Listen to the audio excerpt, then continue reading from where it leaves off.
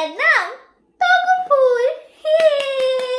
আমি তো খুব ছোট, আর কিছু মনে রাখতে পারিনি।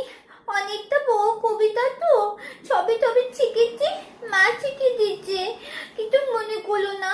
ঠিক আছে, তোমরা কিন্তু জানিও আমার কবিতা তোমাদের কেমন লেগেছে। তাহলে